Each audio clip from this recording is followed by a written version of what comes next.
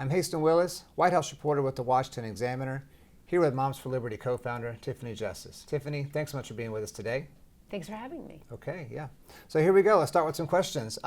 You have one of my favorite Trump dancing videos on the whole internet. We're doing the, some people get kind of awkward and you seem very natural though when you were doing it, totally in your element, and he was in his element too. Talk about that, the interviewing him and doing the dance like that. Yeah, so President Trump is a New Yorker. I was born in New York. He reminds me a lot of my dad, who passed away, but there's a certain way that people carry themselves in conversation or interact with people. My dad was from Brooklyn, so I think that I just kind of understand President Trump, and I get, he's sometimes hyperbolic when he speaks, but there's always, there's a method to the madness.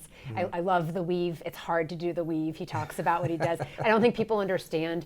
If you don't talk a lot in front of people about serious issues, which he does, he's able to tie a lot of things together, which is important for the American public.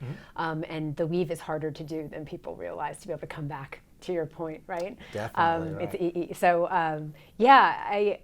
It was interesting. I wanted to interview the president because he had spoken at our summit in Philadelphia. And it was wonderful. Like, we got to sit and listen to him, and the moms really enjoyed that he came, and he really spoke directly to us about the issues that he cared about, and that we cared about.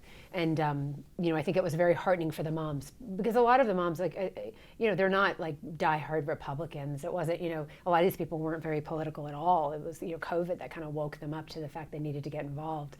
And so it was great to hear him, really listening to us and the issues we cared about, especially parental rights. Right. And so then this time I was like, I just feel like there's a large segment of the American population that hadn't gotten to see President Trump as a man, as a father, as a grandfather. I think the media has really worked hard, no offense, but I think the media has worked really hard to villainize him and to make him radioactive. And I know what that looks and feels like, because it's been done to Moms for Liberty.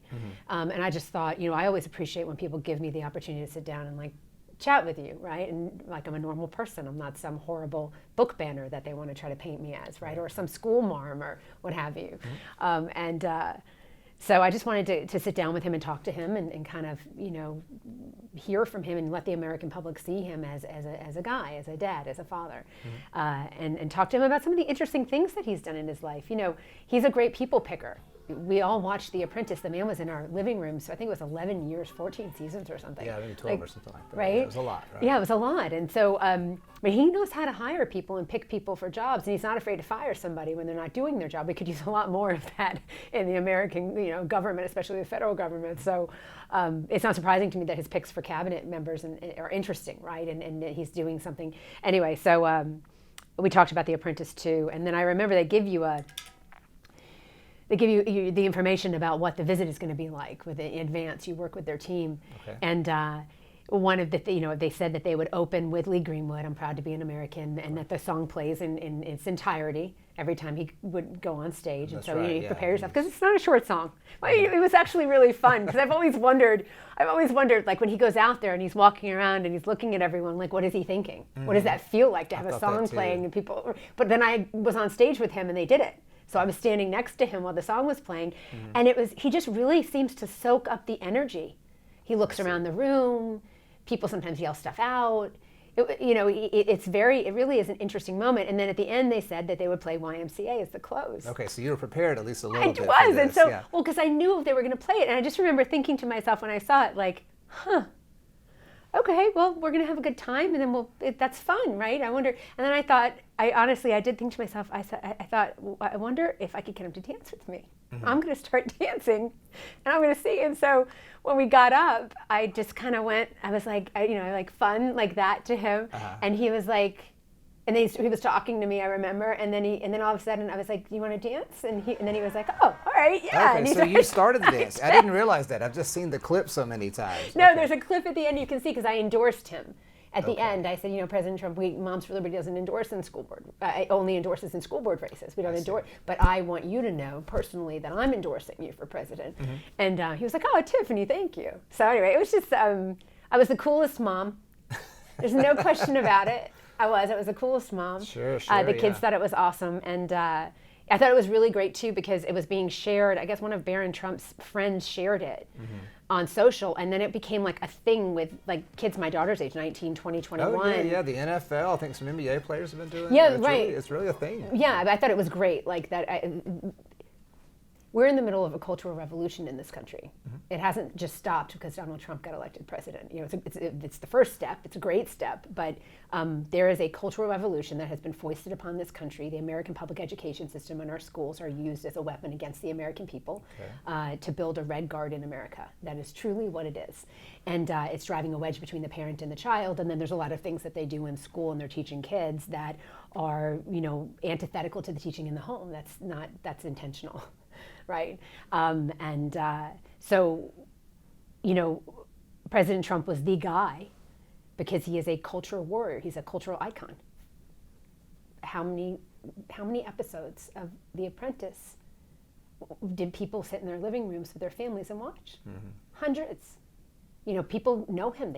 So in order to win in a cultural revolution, I think you need parents to stand up and fight back, which is what Moms for Liberty does, and you need somebody who's going to capture the hearts and minds of the American people. So when you see football players dancing the Trump dance, you know that's you're winning. That's a cultural impact. We're winning for sure. Yeah, we have to win our culture back. You can't win I've said this to funders too. You cannot win a culture war if you are not willing to engage in the culture. Let's talk about some of his cabinet picks. You've been a vocal supporter of Kash Patel as FBI director. Tell me why that is. Yeah, one day a mom spoke at a school board meeting, and then the next day she was making peanut butter and jelly in her house, and the FBI called her to talk about what she had said at a school board meeting. Okay.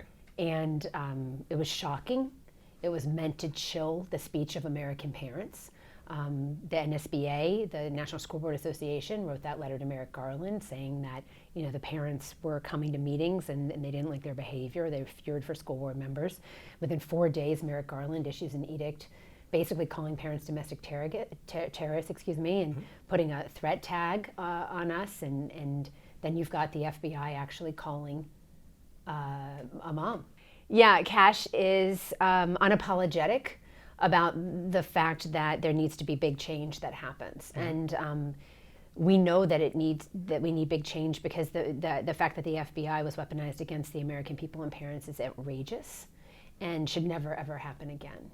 And so I think that Kash will very directly handle that issue and make sure that that the FBI isn't being used to target the American people. Great. Let's talk about a few of the other departments. There were some rumors actually that you could get the nod for Education Secretary. That didn't end up happening, of course. Trump chose Linda McMahon, former CEO of WWE, I believe it was. Yep. Tell me what you think of that pick. It's very close to your realm of influence. She's also the chair of the America First Policy Institute. That's right. That's right. You know, and so my experience with Linda has been through that work. Although I'm not going to lie, I was a big Hulk Hogan fan. Okay, I was around back 5 or 6, yeah. Andre the Giant. So, you know, I know a little bit about wrestling from when I was younger. Sure.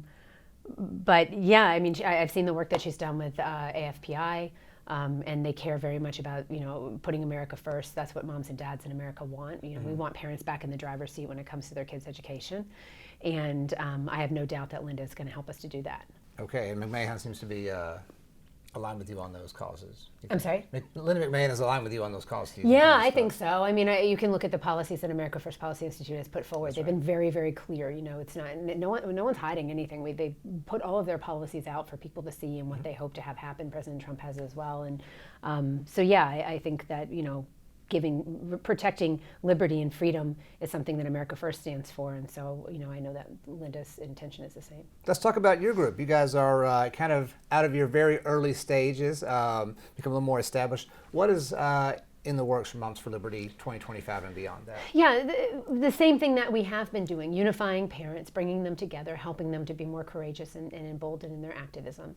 We want parents to be effective advocates for the things that they do. So we want to try to give them tools and information and educate them on issues so that they can engage in meaningful conversation. Okay. And you know, try to again build relationships. The goal here is to build relationships with schools, to build relationships with superintendents and school board members, so that we can work to get things done. Build relationships with legislators.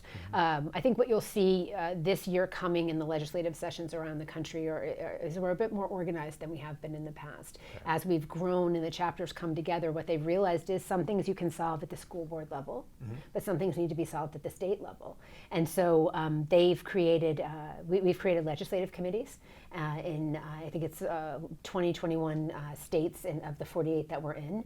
And each chapter sends a legislative liaison to that committee, and then they build a legislative platform that they'll work to advocate for, find sponsors for different things that they'd like to do, fight against things that they're concerned about. And so what I think you're going to see this year and in years coming are just a much more organized and targeted effort by Moms for Liberty members to advance different issues across the country. Okay, thanks so much, Tiffany. Thank you. All right. To read more about education issues and the incoming Trump administration, visit washingtonexaminer.com.